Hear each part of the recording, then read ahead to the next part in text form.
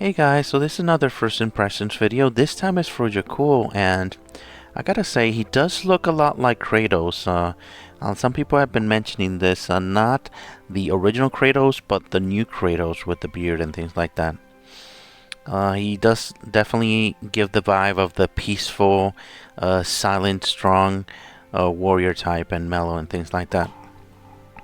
So let's hear what he had to say here. I never think of the future.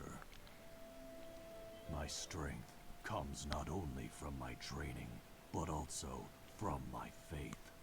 How rare it is to find peace in this world of frost and snow. So yeah, definitely very interesting. Definitely want to read his story here. But anyway, let's talk about his ability.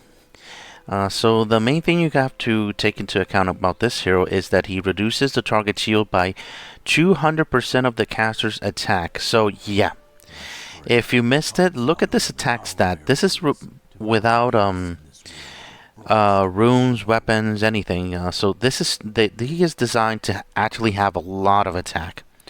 So you can expect him when he hits, he's going to pretty much erase shields from the enemy. So we're gonna talk about that in a second. And he also deals 480% damage, but this doesn't look like a lot of damage. But with the attack stat I just showed you, it is relevant. 480 for him for sure.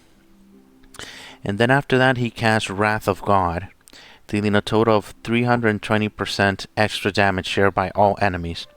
So this means pretty much if you're doing this right off the bat in arena or in war, this damage is going to be divided into 5, pretty much.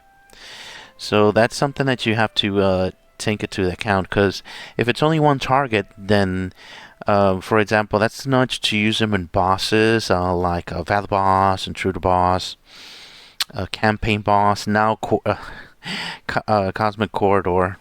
That's pretty tough right now, yeah. So if you really need a hero that can actually do extra damage in single targets, this could be one. I have to test him. I have to play around with him first. However, you also have to take into account this passive that he has. The target enemy takes 50% more damage from Wrath of God.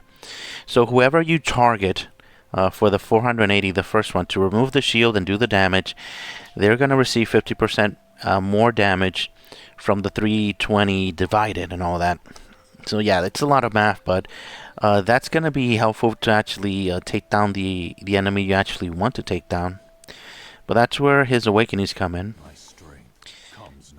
Because that 50% at +1 turns to 150%. So yeah, so this is a pretty good +1 for sure.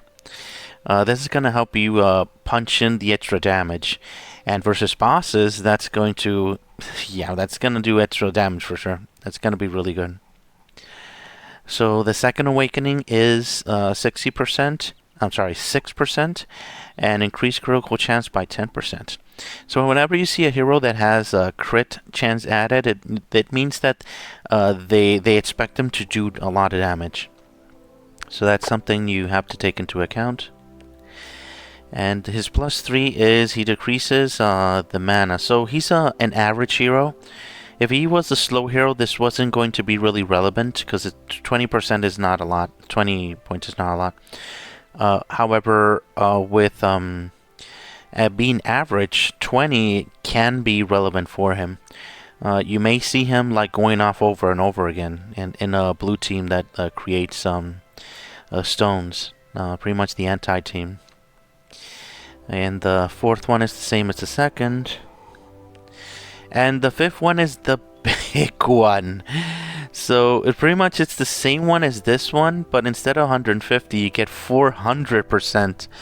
So if you get them to +5, and wow, grats, that's pretty crazy.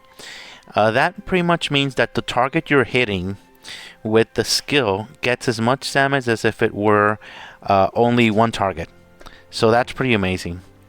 So if you want to use this hero as your main damage dealer, You may think about getting the +5 here, which that could actually help you out there, for sure. So let's talk about that, cause yeah, that's gonna be pretty crazy. And I actually have a little bit of footage of how his actual ability works if he's attacking one target. By the purified powers of Simple child. Deadly strike!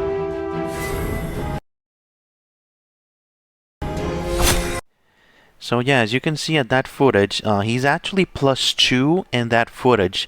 So if he can do that at +2 to Thor, you can only imagine what he could do at +5. That's pretty amazing, guys.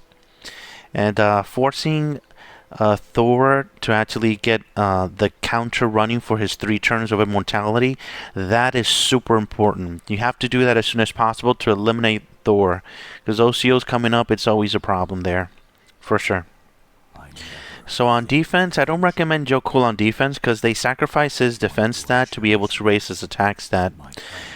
He may become an easy target on defense. I definitely would love to see that in war to see how that works out, but I predict that he's not going to be very good on defense. However, on the attack, he's going to be absolutely amazing. And there is something that we definitely need to talk about, is that blue teams have not been good versus shields for some time now. Steed Light ability does not activate with shields, and Wanda's crit does not activate versus a shield target. So that's definitely going to bring problems for blue teams everywhere, until Jokul comes in and actually breaks those shields. So that's going to be really nice. So if you plan to use Jokul, the hero that you would want to replace is Steed Light on the attack in war. And you use Jokul to break the shield of the target you want to kill first. Steed Light. Deep Light. Yeah, definitely kill Deep Light first, especially if it's +5. For sure, we definitely gotta kill that guy as soon as possible. So you bring in Jokul, you hit him, break the shield, and then you attack with Wanda. And since he's not gonna have any shields, Wanda is gonna come in, punch in with a lot of crit damage, and hopefully kill Deep Light as soon as possible. So that's definitely gonna be useful on the attack. So if you take him down and you bring in and activate all the blue stones again, he's going to fill up again. Wanda's not probably going to fill up again, so that may be a problem. But he can start breaking shields and doing damage and things like that. So that's definitely something that we have to take into account. But the ability to taking out a hero right off the bat is invaluable on the attack. Invaluable. So yeah, because that's going to pretty much turn the game 5 against 4 right off the bat, so that's important. So I definitely expect Jokul to be a very relevant hero on the attack, for sure. And but more as a backup to actually break those shields and be able to eliminate heroes there. So that's going to be really interesting. And we definitely have to test all that out. All right. Thank you very much for watching, guys. Have a great day. Bye-bye.